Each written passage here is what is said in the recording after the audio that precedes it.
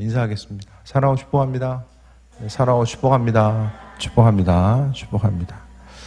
좀 더운 것 같아요.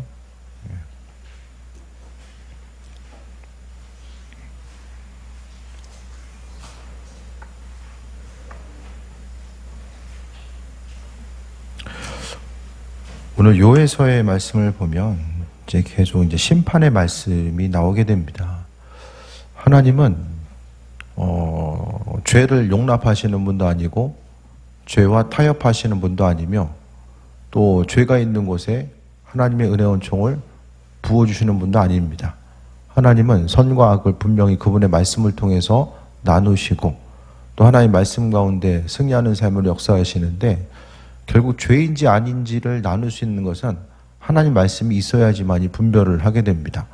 마음속에 말씀이 없으면 그 선과 악의 기준을 나누는 것이 주변의 사람들, 내 생각, 경험, 전통, 또 사회적 통념 등으로 선과 악의 기준을 나누게 되는데 하지만 신앙인들은 하나님 나라의 백성이기 때문에 하나님의 말씀을 기준으로 해서 선과 악이 나눠지고 따라야 될 것과 버려야 될 것들이 무엇인지 또한 그 분별하는 귀한 삶을 살아갈 수 있게 됩니다. 하나님의 백성으로서 아버지께서 바라시고 원하시는 삶을 살아가기 위해서는 하나님의 말씀을 알아야 되고 말씀을 알아야 되는 것이 말씀 잘 지켜서 그 축복을 받는 그런 것보다는 먼저는 하나님 말씀을 알아야지만이 분별할 수 있고 선과 악을 분별하고 또 죄된 자리에 있으면 피하고 죄된 말과 행동을 피할 수 있는 그 지혜는 바로 하나님 말씀으로부터 나오기 때문입니다. 주님의 말씀이 없으면 각자 소견에 옳은 대로 살아갑니다. 내가 하고 싶으면 하고 하기 싫으면 안 하고 옳고 그름의 기준 자체가 내 생각과 경험과 내 관점이 된다는 거죠. 옳고 그름의 기준이 나에게 온다는 것은 바로 내가 하나님의 자리를 대신한다는 것이고 하나님의 백성으로서의 삶을 살아가는 것이 아니라 내가 내 삶의 주인 돼서 삶을 살아가겠다라고 하는 그 마음의 생각을 내놓는 거예요.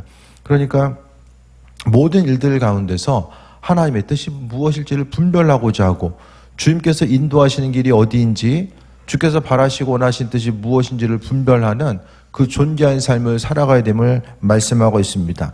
결국 그 남유다가 멸망했던 것은 하나님 말씀을 기억하지 않고 말씀을 아주 귀하게 여기지 않았기 때문에 말씀을 그들이 이제 버린 것과 마찬가지죠.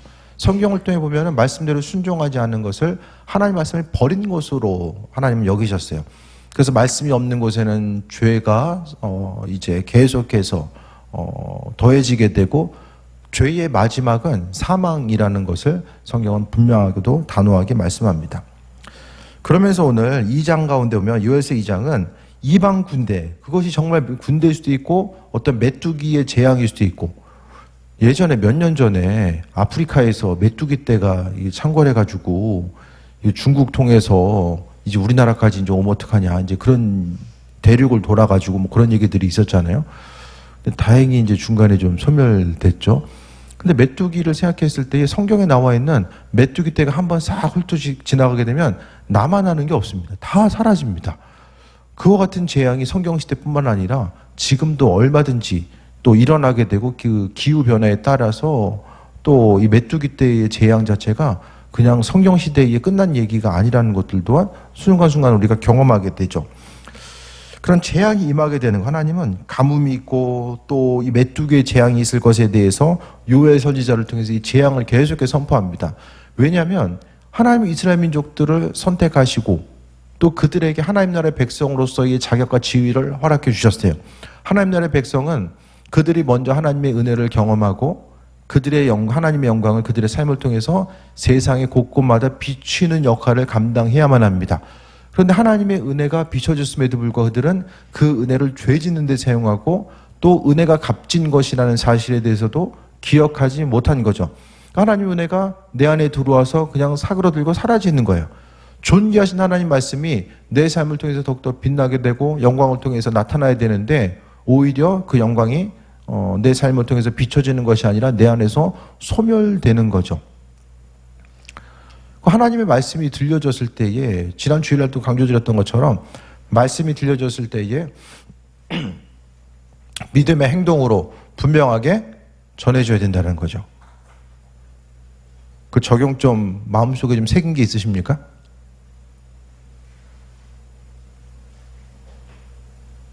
그 적용점 새겨가지고 마음속에 하나 붙들고 지금 적용하고 계신 분, 손 한번 들어보세요.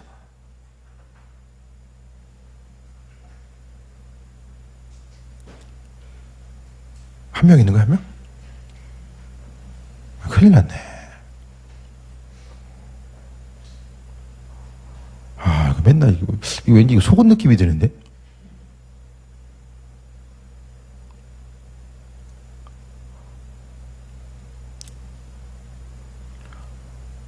아니면 그 실천 질문 말고 개인적으로 적용점을 찾아가지고 적용하고 계신 분.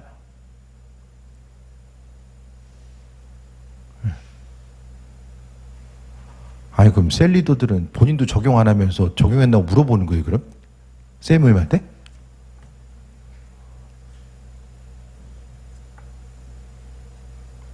갑자기 뭔가 현타가 온 느낌이 지금 싹 들고 있어요.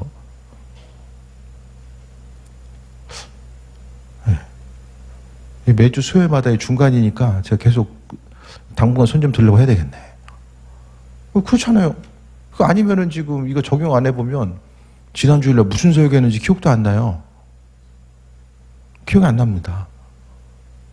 그러니까 기억되지 않는 말씀은 결국 내 안에서 죽는 거예요. 죽음 밭인 거예요, 죽음 밭. 그래서 아주 쉽게 제가 말씀드렸잖아요. 그 어려운 게 아니라 이번 주 적용점 중에 하나가 누군가를 향해서 중보기도 하는 거. 한 사람 정해놓고 기도해보자. 뭐 그런 쉬운 적용점도 있었잖아요. 근데 말씀을 기억하지 않으면은 그 죄가 죄인 줄 모르는 거죠. 그러니까 결국 하나님 말씀을 기억하지 않고 내 삶을 통해서 사장돼 버리면 뭐가 됩니까? 내 안에서 죄된 본성이 계속해서 나타나는 거죠. 그래서 내 마음을 통해서 하나님의 말씀이 자리 잡고 그것을 통해서 적용을 안 해보면 뭐가 됩니까? 믿음 생활 오래 해도 별 달라질 게 없어요. 오히려 자의식만 높아집니다. 나는 저 사람에 비해서 기도 더 참석하고. 근데 말씀대로 순종하지 않는데 기도하는 것 자체가 무슨 의미가 있을까요? 그러지 안 해보세요? 말씀 순종은 지금도 마찬가지예요. 하나님 말씀에 대해서 우리가 요에서 말씀을 듣는 것도 우리가 하나님 말씀을 만으로 여기지 않고 그 말씀대로 듣고 순종하겠다고 하는 결단을 이야기하는 거잖아요. 그렇죠? 한 사람 이제 얼마큼 순종했냐고 물어보면 서로 또 이렇게 모양새에 빠진 일이 나타나니까 제가 최대한 안 물어보고 있는 거예요. 그렇지 않아요? 근데 하지만 지금 상황이 이 정도면 안 물어볼 수가 없어요. 저는 그래도 뭔가 피드백이 있어줘야 되잖아요. 애들 학원 보내면 성적표라도 갖고 오잖아요. 그렇죠? 그래서 서로 뭐 신경 안 쓰면 모르겠지만 그래도 우리가 믿음의 여정 가운데 좀 오래되었다라고 한다면 말씀에 순종함이 없으면 성품과 성향이 변화될 수도 없고 삶의 그 변화 자체가 도무지 이루어질 수가 없습니다. 그럼 어떻게 해야 되겠어요?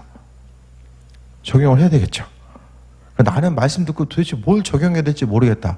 그러면 그 실천 질문들 있잖아요. 질문들 주는 거 거기서 찾으시고 난 거기서부터 좀 내가 좀 기도하고 주신 것들을 좀 마음속에 주신 것들을 더 받아서 가야 되겠다 하면 그걸 좀 더 실천하면서 가야 되는 거죠. 좀 이해가 되십니까? 오늘 들은 말씀을 통해서도 삶에 있어서 적용점 한 가지를 찾아야 돼요. 그거 찾지 않고 나가면은 그냥 나는 오늘 예배에 참석했던 것 하나로 이제 끝나게 되죠. 1시간은 더 얘기할 수 있지만 여기서 끝낼게요. 설교 진도로 나가야 되기 때문에. 아무튼 오늘 주제가 회개거든요. 회개하셔야 돼. 네? 아니 셀모임 가서 물어보면은 다른 셀 구성원들은 나는 다 실천하고 적용이 바뀌지 하면서 나를 쳐다볼 거 아니에요. 그렇지 않습니까? 물론 저도 생각 없이 살 때가 많아요. 저라고 뭐 매주 챙기는 건 아니지만 그래도 우리가 좀 이렇게 서로 좀 돌아보면서 가야 되지 않을까. 네. 그래서 우리가 회개의 촉구, 회개할 게 갑자기 많아지네, 그죠? 네? 말씀대로 행하지 않는 거, 그게 지금 핵심적인 내용이에요. 그래서 여호와의 말씀에 넌 이제라도 금식하고 울며 애통하고 마음을 다해 내게로 돌아오라 하셨나니 어떻게 해야 마음을 다해서 주께 돌아오라고 합니다. 요에서에 나타난 그 남유다의 사람들은 우리와 비교해서 그들이 뭐 엄청나게 심각한 죄를 우리보다 더 저질렀을까? 우리보다 이들이 더 죄인이었었기 때문에 요의 선지자를 통해서 우리에게 돌아오라고 말씀하실까? 우리가 성경을 읽을 때에 이들은 하나님의 선지자를 통해서 말씀을 들었음에도 불구하고 왜 적용은 안 할까? 왜 말씀대로 살지 않고 하지 말라는 거 계속 할까라고 생각을 하잖아요. 이 시대도 마찬가지예요. 설교 말씀을 통해서 강단에서 전포되는 말씀을 통해서 우리가 들었을 때에 그 말씀을 통해서 반응하지 않는 것은 죄된 길에 그냥 있는 것과 마찬가지거든요. 똑같은 거예요. 다를 바가 없어요. 이들은 듣지 않고 있다가 망한 것이고, 그럼 우리가 말씀을 통해 볼 수 있는 것은 말씀을 듣고 적용하는 것. 그러니까 이 시대의 신앙인들이 힘과 능력이 없는 것은 말씀을 그대로 듣고 적용하는 데에 거기까지 나아가지 않는 거예요. 그러니까 편안하게 앉아서 듣지만 그 말씀을 적용하는 데까지는 나아가려고 하지 않는 거죠. 하지만 말씀이 들려졌을 때 뭐가 보여집니까? 스스로의 죄가 보여지고요. 주님 앞에서의 행함 자체가 보여져요. 그래서 우리가 말씀을 듣다 보면 그 말씀을 통해서 어떻게 적용하고 있는지가 비춰지게 됩니다. 그래서 너희는 이제라도 금식하고 울며 애통하고 마음을 다해서 돌아오라는 것. 그냥 돌아오는 것이 아니라 마음을 다해서 주께 돌아오라고 이야기하는데, 그럼 금식하고 울며 애통할 것이 뭐 때문에 애통하는 거예요? 하나님 말씀을 존귀하게 여기지 않은 거예요. 선지자를 통해서 계속해서 말씀하셨지만은 그들은 더 이상 말씀을 귀하게 여기지 않고 말씀 가운데 힘과 능력을 얻거나 오히려 하나님 말씀이 이루어지겠어라고 생각한 거, 그냥 상징적으로 말씀하셨겠지라고 생각했고, 이 말씀은 나와는 상관없다라고 생각하는 거예요. 이들은 하나님이 그들을 선택했기 때문에 그들 선택한 백성들은 절대로 망하지 않는다라고 생각을 하게 됩니다. 지금 신앙 공동체 가운데도 마찬가지로 나는 교회에 다니고 있고 기도하고 말씀 보기 때문에 내 인생은 절대로 흔들리거나 어려움당하지 않을 거라고 하는 그런 막연한 생각들이 있거든요. 하나님께서 말씀하신 이 신앙생활이라는 것이 무엇인지를 돌아봤을 때에 신앙생활 한다라는 것은 어떤 종교적인 행위가 아니라 하나님 말씀을 존귀하게 여기고 그 말씀대로 움직이고 반응하는 것 자체를 이야기합니다. 그러니까 말씀이 중요하지 않기 때문에 적용하지 않는 거예요. 하나님 말씀이 중요하면 그 말씀 속에서 살아계신 주님과 교제하고 만나고 이제 힘쓰거든요. 네? 근데 말씀대로 적용하지 않는 게 죄라는 생각을 좀 해보셨습니까? 예배 시간에 교회 안 가는 건 죄 같아. 그런 생각을 하잖아요. 아, 교회 갈까 말까 하다가 안 가 그러면 왠지 마음에 찔림도 있고 죄 같아. 근데 교회 가면은 나 할 바는 다 한 것 같다는 생각이 들잖아요. 이게 신앙의 모순이고 아이러니예요. 신앙의 여정 가운데 있다라는 것은 항상 말씀을 보고 듣고 나아가는 부분 자체를 분명히 이야기합니다. 그래서 우리가 하루하루 살아감에 있어서 주신 말씀을 기억하지 않고, 그러니까 제자리에 머물게 되면 신앙 공동체는 날마다 책망받을 수밖에 없다라는 거예요. 회개하고자 했을 때에 옷을 찢지 말고 마음을 찢고, 이스라엘 민족들이 어떤 자신의 회개해야 되는 그런 상황 가운데 있을 때에 옷을 찢는 모습이 보이죠. 옷만 찢지 말고 마음을 찢고 너희 하나님 여호와께로 돌아올지어다. 그는 은혜로우시고 자비로우시며 노하기를 더디하시며 은혜가 크사 뜻을 돌이켜 재앙을 내리지 아니하시나니. 네. 마음을 찢으래요.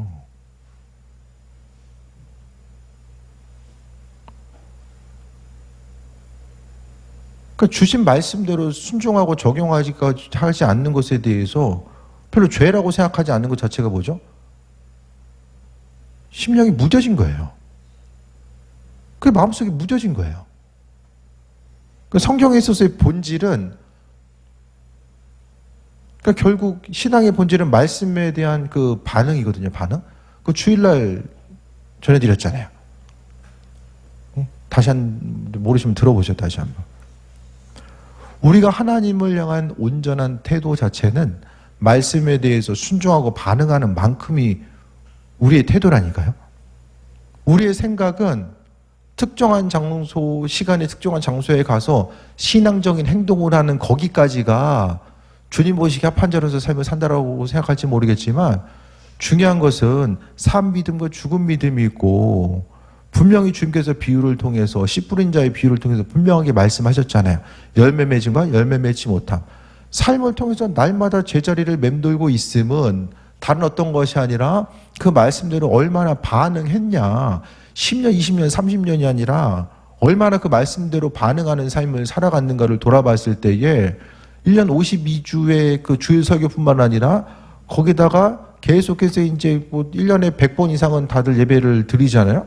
100번 예배 드린 것만 생각을 하지 그 안에서의 어떤 적용점을 삼고자 했었던 부분, 말씀 가운데 적용하면서 하나님을 생각하고 그 주님의 마음을 가지고 삶을 살아가고자 했던 부분이 기억되지 못하고 인식이 되지 못하면 순종한 만큼인 거예요. 그러니까 사람은 예배 드리는 횟수를 생각하지만 주님께서 말씀대로 순종하고 반응한 것들을 보신다라는 거죠. 그러니까 결국 신앙의 여정 가운데서 내가 말씀대로 순종하지 못함으로 인해서 또 반응하지 못함으로 인해서 아버지께서 허락하신 은혜와 축복을 누리지 못하고 있지는 않은가를 생각해 봐야 됩니다. 그게 아니면 나는 불순종하는데 말씀대로 살아가지 않는데 내가 기다림이 부족한 거구나. 더 기다려야 되는구나. 기다리다 보면 아버지께서 은혜로 베풀어 줄 때가 오겠구나. 그게 바로 지혜가 없는 거예요. 하나님 허락하신 지혜가 없는 거예요.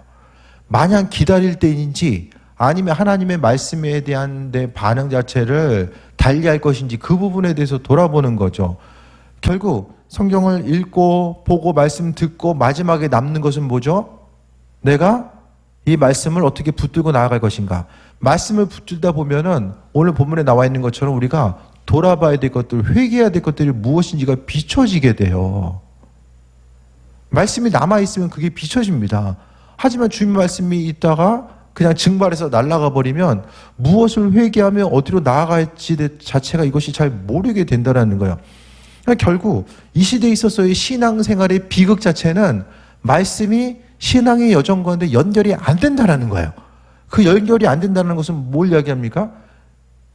연결하는 데까지 나아가지 않기 때문에 그 우리가 셀 모임이 존재하는 이유 자체가 거기에 있는 거예요. 말씀 붙들고 나서 그 말씀이 내 삶을 통해서 어떻게 열매 맺었는지를 그게 나눠지는 게 셀 모임이라는 거예요.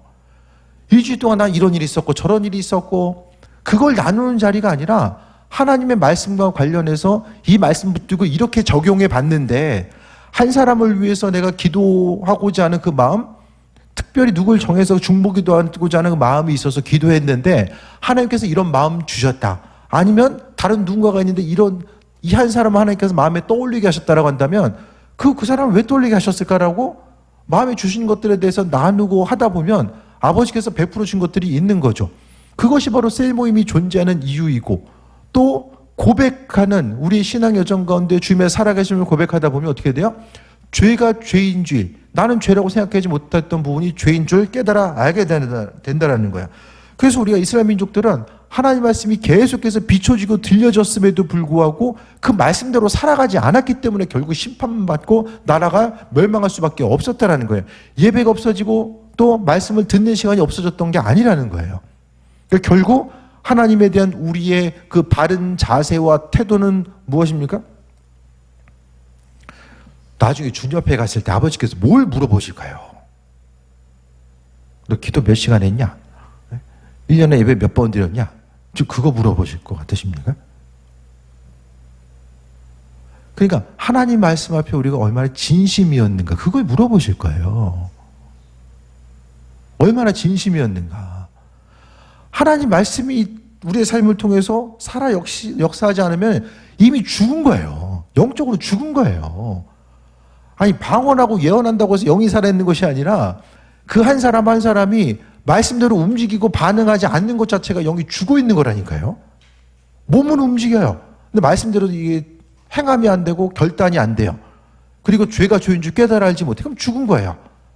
하나님 말씀이 없으니까 내가 하고 싶은 대로 하고 할 말 다 하면서 살고 행하는 모든 것들이 주의 영광과는 상관없는 것으로 비춰지게 되는 거죠.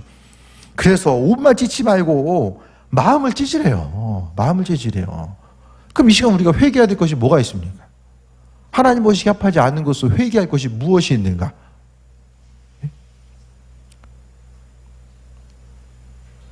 나더러 주여 주여 하는 자마다 다 하나님 나라에 있을 것이 아니라고 예수님 말씀하시잖아요. 결국 나는 구원받을 줄 알고 주님 앞에 갔는데 주님께서 모른 척 하세요. 왜 그랬을까요? 성경 공부 안 해서, 예배 안 해서, 기도 안 해서가 아니라 그들이 말씀대로 살지 않았기 때문에 주님으로부터 버림받은 거예요, 그게. 그래서 이 시간 이후로 우리가 예배 참석하는 그 순간마다 하나님 말씀이 마음속에 기억이 되고 그 말씀을 통해서 적용해 나가야지만이 영성도 깊어지고 또 주님도 더 깊이 알아가지고 하나님 말씀이 문자가 아니라 삶을 통해서 움직여지는 살아계신 주님의 말씀으로 기억돼서 나아가는 거죠. 그게 아니면 지혜가 없음으로 말미암아 계속 이게 뭐 더 해야 되는구나. 더 기도해야 되고 더 예배 참여해야 되고 더 그냥. 그런데 중요한 것은 우리가 말씀 듣고 기도하는 것도 하나님의 백성으로서의 삶을 살아가기 위해서 지금 하는 거거든요. 예배 자체가 목적입니까? 그래서 마음을 찢으라는 거예요. 여호와는 은혜로우시고 자비로우시고 노하기를 더디하시고 인애가 크시사 뜻을 돌이켜 재앙을 내리지 아니하신다. 그건 삶을 돌이키라는 거죠. 그럼 우리의 삶을 통해서 돌이켜야 될 것들이 무엇입니까? 그 설교 시간마다 좀 적용점 찾아가지고 좀 해야 된다라고 말씀드렸잖아요.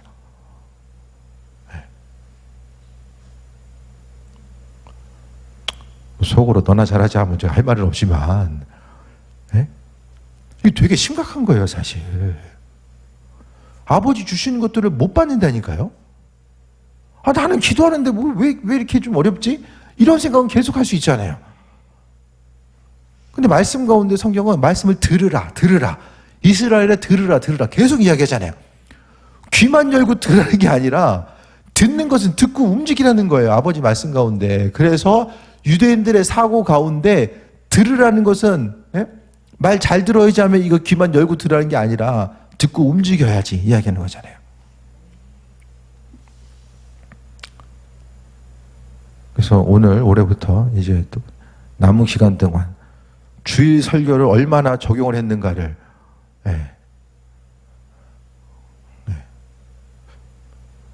좀 심각하게 우리 생각하며 그거 아니면 뭐 주일 성경 뭐하러 드려요? 말씀 뭐하러 듣고 예배 뭐하러 참여해요? 말씀 듣고 잊어버릴 거면 뭐 그 시간에서 우리의 그 존귀한 시간을 주님께 드려야 되는 거. 하나님 은혜롭고 자비하심이 있는데요. 언제까지 자비하실까요? 그분이? 하나님이 자비하심의 때가 있어요. 남유다가 망합니다.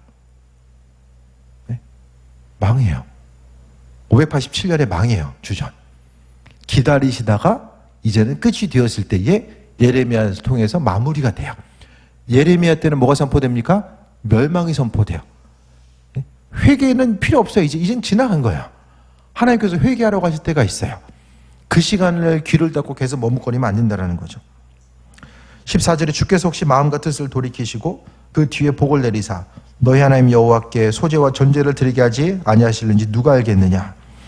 15절에 너희는 시온에서 나팔을 불어 거룩한 금식일을 정하고 성회를 소집하라. 금식하고 성회를 소집하라는 것은 그 시간을 통해서 마음을 다잡고 하나님의 이끄심과 인도하심과 나아가라는 거예요.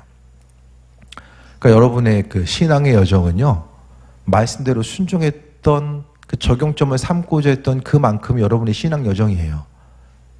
아쉽고 안타깝지만 내 신앙의 연륜이 어떠하든지 간에 결국 말씀을 통해서 주님의 말씀대로 움직여보지 않으면 뭐가 나타납니까? 그리스도 예수께서 내 안에 계심이 확증이 안 돼요. 그러니까 결국 내 안에 주님의 자리가 없기 때문에 그 말씀에 대한 반응 자체가 생겨지지 않는 거야. 기름 부음 받고 기름 부음 소멸되고 받고 소멸되고, 그러니까 결국 아버지께서 우리에게 허락하신 그 기름 부음의 은혜가 내 삶을 통해서 구체적으로 움직일 수 있는 그 능력까지가 비춰지지 않은 거예요. 그 능력이 없으면 어떻게 됩니까?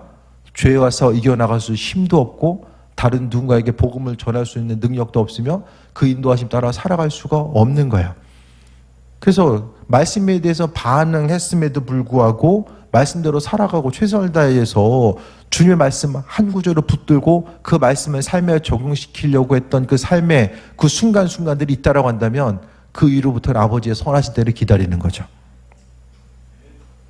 그게 없으면 기다린다고 되는 게 아니에요. 시간만 지나갑니다. 오히려 속는 거죠. 스스로에게 속아요. 기도하라 그래가지고 그냥 저녁에 기도하고, 예배 나오라고 해서 예배 나오고 좀 하고 있는데, 이 삶을 통해서 뭐 달라지는 것도 없고, 되는 것도 없고, 안 되는 것도 없고, 결국 조금씩 기운만 빠진다고 했을 때에 본질적으로 그런 부분들을 점검해 봐야 되는 거예요. 16절에 백성들을 모아 그 모임을 거룩하게 하고 장로들을 모으며 어린아이와 전몽자들을 모으며 신랑을 밖에서 나오게 하고 신부도 그 방에서 나오게 하고, 여러 가지 바쁘고 분주한 것들이 많이 있을 텐데 지금은 다른 것으로 해서 바쁘고 분주할 때가 아니라 돌이켜 회개할 때라는 거예요. 그러니까 아버지 앞에 가면 갈수록 스스로의 죄가 비춰져요. 회개하지 않으면, 주님의 지혜가 없으면 회개할 거리도 별로 없거든요. 내가 뭐 범죄한 것도 없는데 무슨 회개를 하냐 이렇게 생각합니다. 하지만 주님 앞에 나아가면 나아갈수록 내 삶의 여정 가운데 본질적으로 회개할 것들이 무엇인지를 돌아보면서 나아가는 거죠. 참 우리의 신앙의 여정이 참 물어봐야 되고 점검해야 되고, 누군가가 계속 챙기지 않으면 안 되는 이런 그 어린아이와 같은 신앙의 여정에 머물러 있다고 한다면, 애들은 밥 먹는 거 챙겨줘야 되고 학교 가라고 깨워야 되고 했냐 안 했냐 물어봐야 되고, 특히 우리 권사님들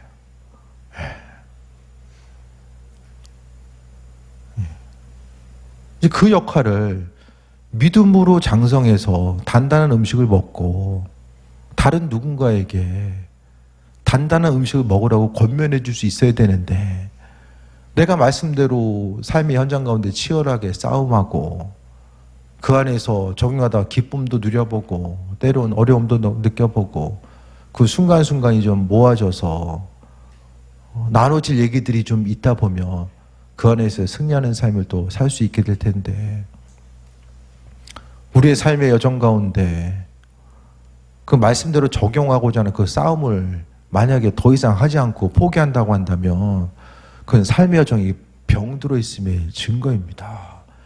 병들어 있으면 열매를 맺을 수도 없고 날마다 힘이 들어요. 하면 해서 힘들고 안 하면 안 해서 힘들어요.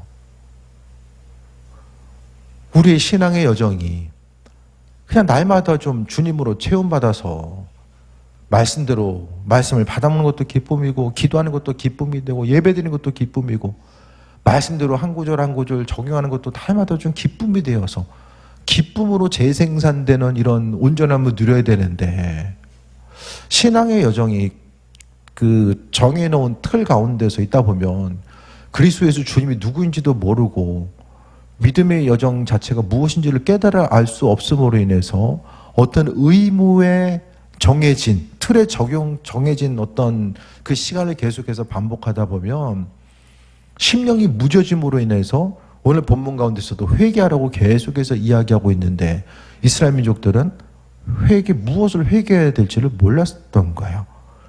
결국 선지자들은 계속해서 회개를 외쳤지만 대부분의 백성들, 이스라엘 백성들은 회개하지 않고 돌이키지 않았던 것.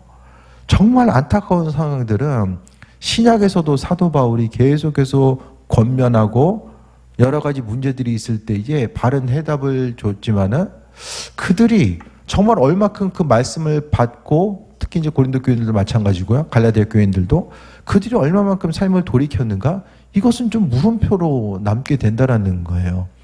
삶의 순간순간마다 말씀을 전하는 저나 듣는 여러분이나 마찬가지로 삶의 여정 가운데 여러 가지 것들이 있겠지만 말씀을 좀 적용하는 그 일들, 한 가지라도 붙들고 적용하는 일들을 포기하는 그 순간에 더 이상 우린 주님을 알아갈 수도 없고요, 아버지 오해하게 됩니다. 그분이 누구인지를 모르게 된다는 거예요. 그래서 회개할 것들이 무엇인지, 아버지께서 맡겨주신 사명의 크기와 분량이 무엇인지를 몰라요. 그렇게 하다가 사명의 자리로부터 떠나가게 됩니다. 17절 봅니다. 여호와를 섬기는 제사장들은 낭실과 제단사에서 울며 이르기를, 여호와여 주의 백성들을 불쌍히 여기소서, 주의 기업을 욕되게 하여 나라들로 그들을 관할하지 못하게 하옵소서라고 이제 이야기하는 거죠. 어찌하여 이방인들로 그들의 하나님이 어디 있느냐 말하게 하겠나이까 할지어다 라고 말씀합니다. 제사장들은 여호와여 주의 백성들을 불쌍히 여기소서.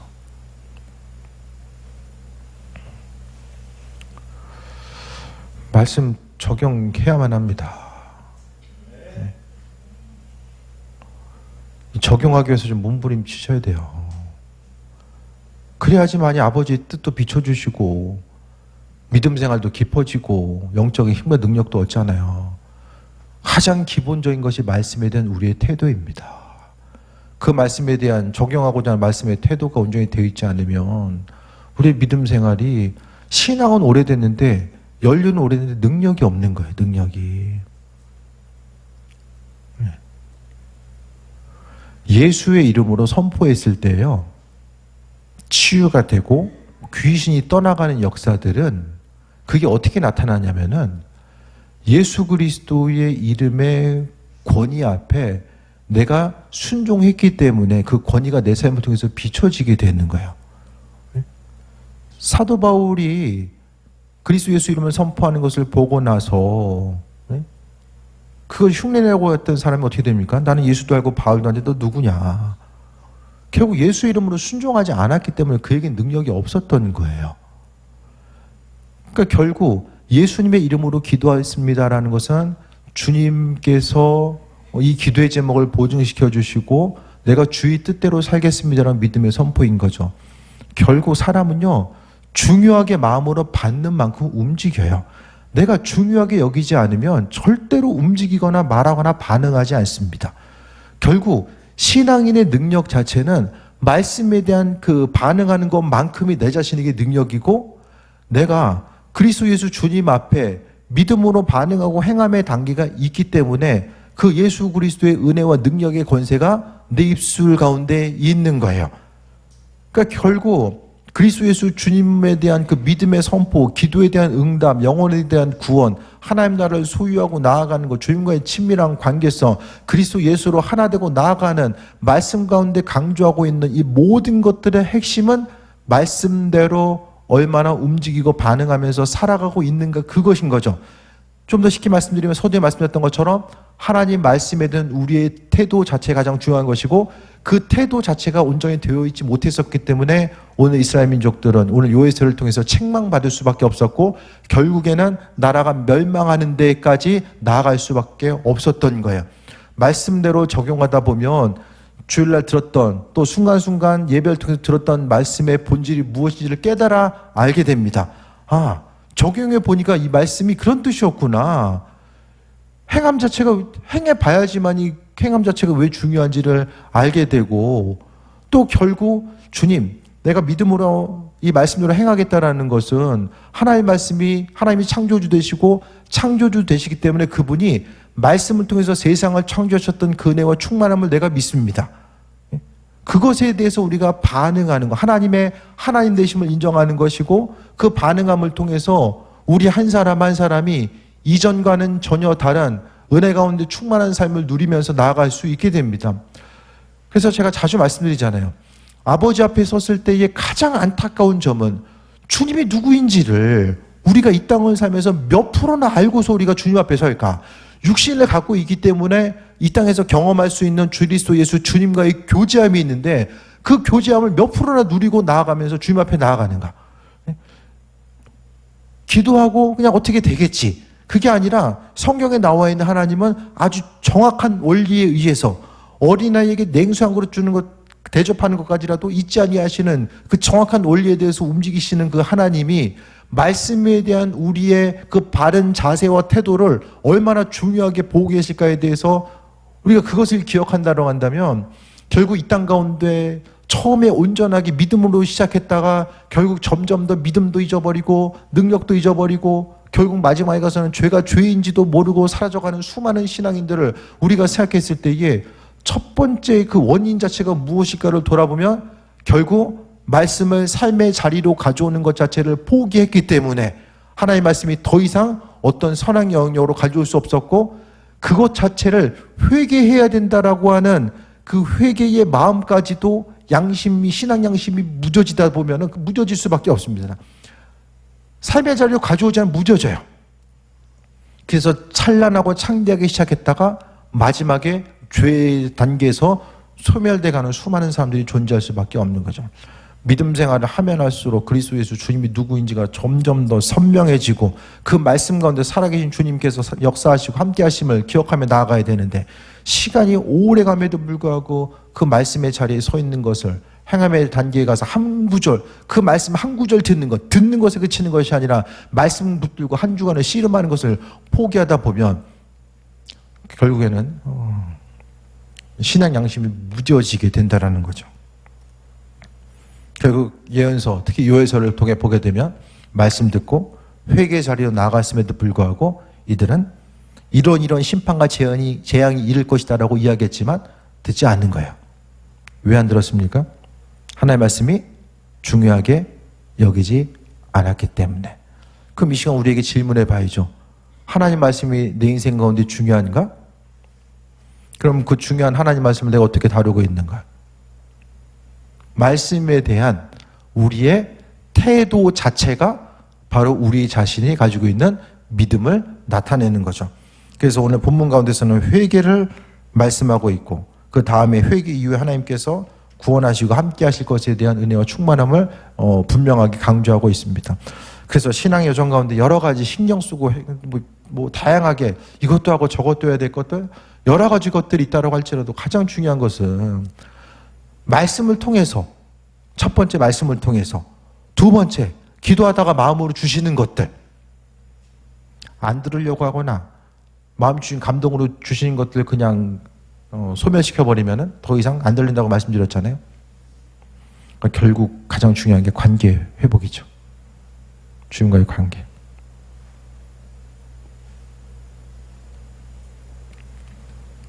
정 목사님, 김 권사님 얘기한 말을 잘 들어요, 안 들어요?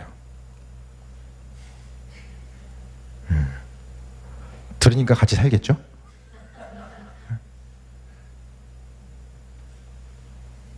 안 들으면 서로 할 말만 해. 안 들으면 어떻게 되죠? 관계가 깨져요.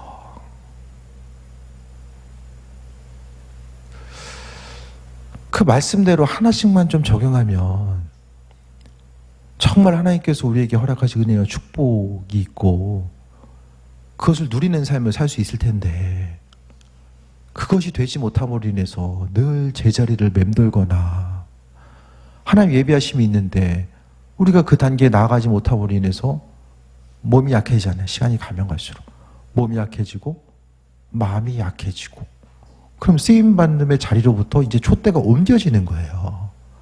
그 말씀 붙들고 씨름하는 사람에게 이 촛대가 옮겨지는 거예요. 사명의 자리가 옮겨져 가는 거예요. 그래서 하나님이 약속하신 것이 있는데 내 인생을 통해서 왜 이루어지지 않을까?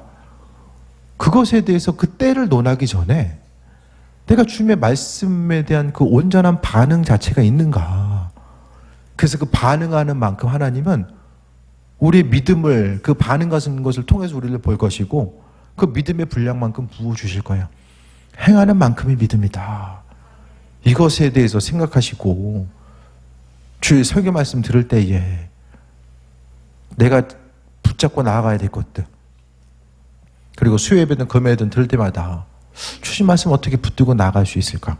이것에 대해서 적용점을 잡고 나아가다 보면 신앙의 여정이 또 다른 세계가 열리게 됩니다. 믿음만큼이, 행하는 만큼이 능력이기 때문에 아버지께서 베풀으신 이 천지를 창조하신 그분의 능력이 항상 그 능력으로서 우리를 함께 하시고 은혜로서 베풀어 주시기 원하는데, 내가 말씀의 자리에 나아가서 그 말씀대로 붙들고 적용하는 것을 머뭇거리다 보면 아버지께서 허락하신 은혜와 축복을 누릴 수가 없다라는 거예요.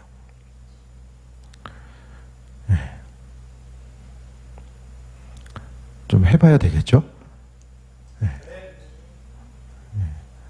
다음부터는 뭘 적용했는지 좀 물어보도록 하겠습니다. 잘 해서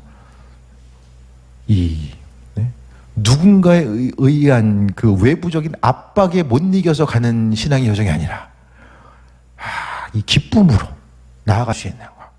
그래서 우리가 온전한 신앙의 자립을 이루어서 다른 누군가를 향해서 믿음으로 권면하고 나아가고 그로 인해서 승리하는, 저도 좀 이 수준 높은 신앙인들과 신앙생활하는 거, 여러분도 목회자 수준이 떨어져가지고 말씀 듣다 보면 얼마나 괴롭겠어요. 우리가 더 뭔가 좀 신앙의 수준을 높여서, 신앙의 수준이 다른 게 아니잖아요. 주님과의 친밀함이잖아요. 아버지와 믿음으로 교제하고 은혜 가운데 나아가고 죄가 죄인 줄 알고 오늘 회개를 촉구하고 있는 요에서의 말씀을 통해서 하나님의 살아계신과 인도하심을 경험하고 승리하는 귀한 삶 되시기를 축원드립니다. 기도하겠습니다. 주의 말씀이 능력이 되게 하시고 말씀이 우리를 향해서 비치시고 함께 하시는 뜻이 무엇인지를 깨달아 알게 하여 주옵소서. 늘 하나님 말씀에 민감하게 반응하게 하시고 주님 한 주간 적용점으로 주신 것들을 기억하게 하셔서 그 적용점을 대함이 죽게 하듯 할 수 있도록 은혜 베풀어 주시고 말씀 가운데 살아 역사하시는 주님 만나며 승리하는 삶으로 역사하여 주옵소서. 아버지의 크신 사랑에 감사드립니다. 예수님의 이름으로 기도드립니다. 아멘.